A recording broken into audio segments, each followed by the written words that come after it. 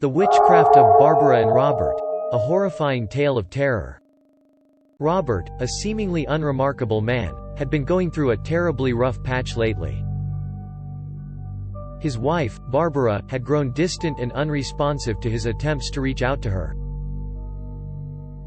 He loved her, he knew, but it was as if something, or someone, had come between them.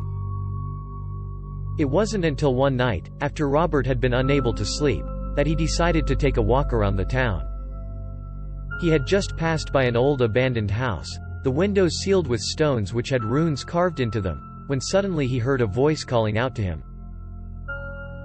He turned around and saw a tall figure walking towards him. She was dressed in a long, black cloak and her face was hidden in the shadows of her hood.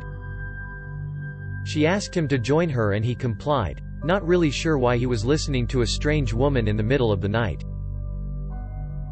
When they arrived at her house, he noticed that the front door was made of an old, worn wood and inside, the walls were adorned with strange symbols and strange things.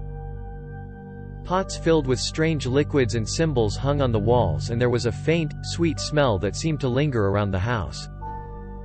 The woman identified herself as a witch named Morgana and revealed that she had been watching Robert and his wife for some time. Robert's unease grew as Morgana explained that Barbara was under her spell, and that if Robert didn't do as she said, his wife was in danger. She told him that in order to release Barbara from the spell, he had to bring her a precious item that had been taken from her centuries ago. As Robert was about to leave, Morgana warned him that the only way to break the curse was to get the item that she was asking for, and if he failed, he and his wife would both be cursed. She then sent him off with a set of instructions. If he followed them exactly, he would be able to break the spell and save his wife. The instructions lead Robert to a small forest, just outside the town. He followed them and eventually came across a small clearing that was filled with strange, ancient-looking statues. He then spotted a statue of a woman, with a large, crystal box in one hand. He realized that this was the item that Morgana had asked for. He was about to reach for it when suddenly the ground began to shake, and out from the shadows a group of witches appeared. They were Morgana's family and they had been waiting for Robert. The witches began chanting in a strange language and soon a powerful wind started gathering around them. Robert could feel an intense energy radiating from the witches and he knew that he was in danger. He quickly grabbed the crystal box, but it was too late. The witches cast a powerful spell on him and he fell to the ground, unable to move. He realized that he had been cursed, and that if he did not make it back to Morgana in time with the box, the curse would be permanent and he would lose his wife forever.